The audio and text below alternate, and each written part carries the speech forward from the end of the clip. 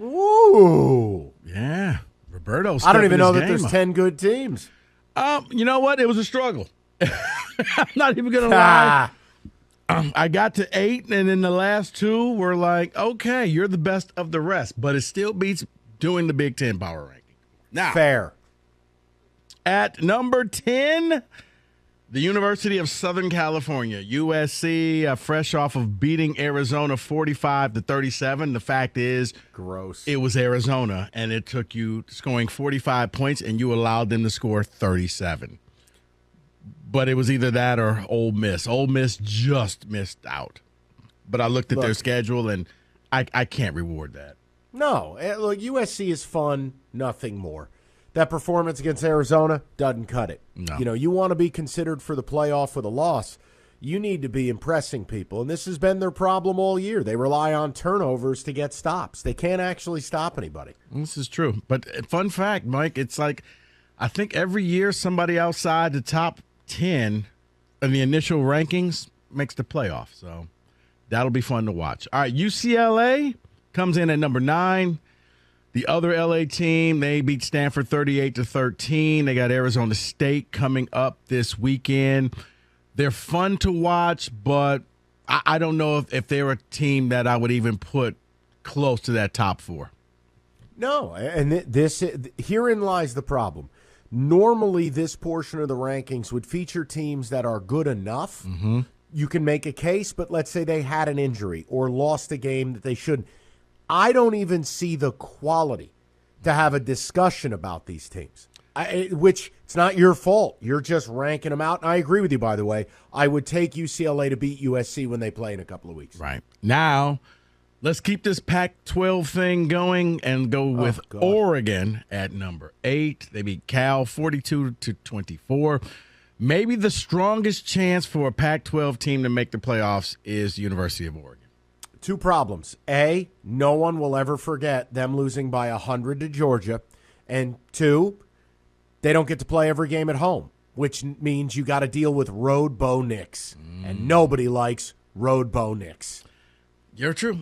All right, the next 2 teams coming off of bye weeks at number 7, the University of Alabama. They got LSU. You know what? Kind of forgotten and lost. LSU's doing some damage out in the SEC country. I kind of thought maybe, Brian Kelly was going to be a clown. We're not hearing anything about the family or nothing like that because he's out there winning.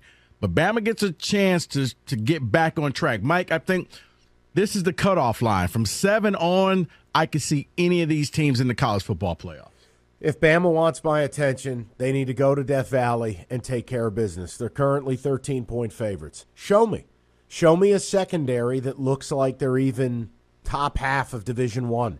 Show me an offensive line when they go against Ojulari and Ali Gay that can hold up on the edges. Show me that you look like Alabama. And I'm sorry, Rico, I haven't seen it yet. I haven't either. So you got to show me. Otherwise, I'm just kind of done with them, to be honest. But see, they still have a path, Mike. If they make it all the way through and they win the SEC, they're in. Even with one loss, even with them struggling, if they've knocked off either Georgia or Tennessee, you can't deny Alabama's not going to be in the college football playoffs. They may be the 4th seed, but they will be in. At number 6, leader in the ACC, Clemson. Clemson coming off a bye. They have Notre Dame coming up this week. I got Clemson at 6. Not the greatest schedule that they've played, but it is what it is. Yeah, dicey this weekend. Night game at Notre Dame, only 4-point favorites. This is 2 years ago, amidst COVID, the DJ coming out party where he threw for 400 yards in an empty Notre Dame stadium. Now, who's going to be the quarterback this week? Is Dabo going to just stick with DJ, or is he going to get smart? Because I think if he truly wants to win a title, he makes the quarterback change. Ooh, I don't know. Maybe it's baked into the number. Maybe I just think it's DJ forever. I don't think he can get out of it. At number 5, and there's a reason for this. At number 5, I have the University of Michigan. They just beat Michigan State 29-7. They got Rutgers coming up. The problem that I have with them was the lack of red zone scoring, which is really hurting them. Here's the thing. You're not beating any of these teams by kicking field goals. You have to be able to score. And, yeah, I look at that Michigan State defense. If you can't score against them, we got some issues. Minnesota had a field day against that defense on the road. At number 4, Mike, Horny Frog up, Texas Christian University. No, they're whistling by the graveyard, buddy. You know what? Here's the thing. They must have a fine tune that they're whistling because they just keep winning. Defense sucks. Can't stop the run. They play razor's edge. Duggan is, he's gutty. But 4 he's top all 25 wins. Right, but Rico, you can't outrun the speeding train. Look at how the games are constituted. Mm-hmm. You cannot win every game 38-35. I love them. I think they're a great story. They got the best helmet game in the game.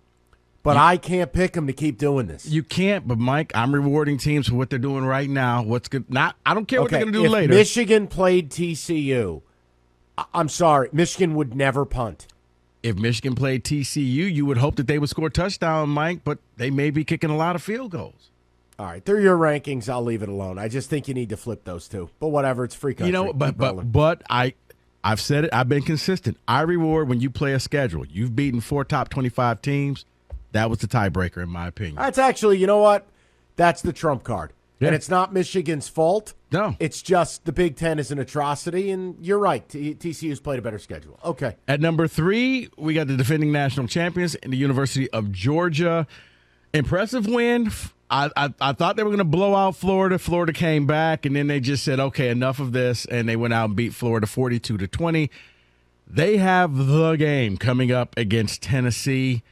This is your separation Saturday right here. We're going to find out a lot because if Georgia can beat Tennessee, because I think Georgia's just been bored all year. We'll see if I'm correct or if Tennessee's legit. Light switch game. Yeah. If Georgia's for real, the light comes on, and they put out a huge performance this week against Tennessee. I don't know what to think. I know they're listed as 8.5-point favorites. I just feel like if they're for real, they handle this because Tennessee is exciting but highly flawed. But I don't know what Georgia is. And you're right, they haven't played a real team, a team anyone's really cared about, since Oregon. And what did they look like? Hammer time. Yeah. So this is why we play the games. This is why I get so angry at the Big Ten for being bad. We don't get showcase games. Yeah, well, you know what? This is one. Let's keep that theme going, Mike, because at number 2, I have the University of Ohio State. Ohio State beats Penn State 44-31. They're winning games. They're not dominating games. Ryan Day wants to prove that we do have a rushing game, and then he finally just passes the ball. And it's like, Ryan, you don't. You need to stop this. Was talking with Howard Griffith on the 5-Star Zone. At what point will he just simply say, we can't run the ball and we're just going to throw the ball all around the field? Every game they try to establish a run, Mike, it's not existing. They got Northwestern. They got a get-right game against Northwestern. That's going to be fake points and fake yardage. Yet the problem is we've seen them play without arguably the best offensive player in college football in Jackson Smith and Jigba. Right. Milo Williams got hurt. Oh, by the way, Ryan Day said that at some point that Jackson will be back this season. So they are counting on him. Here's what it should be: the week before they play Michigan, there is no need for him a day sooner. No. Give him one game to shake the rust and then unleash. Honestly, I would say just make it Michigan because at that point all your games are playoff games. And then finally, the University of Tennessee at number 1. Flat out destroying Kentucky 44-6. They got Georgia coming up here, Mike. We'll see if they keep that number 1 spot. But yeah, Tennessee, once again, like with Michigan, they played a better schedule than Ohio State. That was a tiebreaker. So Volunteers at number 1. Yeah, we'll see this weekend. Look, they win this weekend, I'll make them number 1. I'll tell you, they're the best team in America. I just don't think they're going to do it. I don't think they're going to Georgia, 3:30 in the afternoon. If Georgia really is 75% of what many think they are, they win the game. If they're what many think they are completely, they'll knock this team's head off. Yeah. That's your top 10 for the week, 97.1.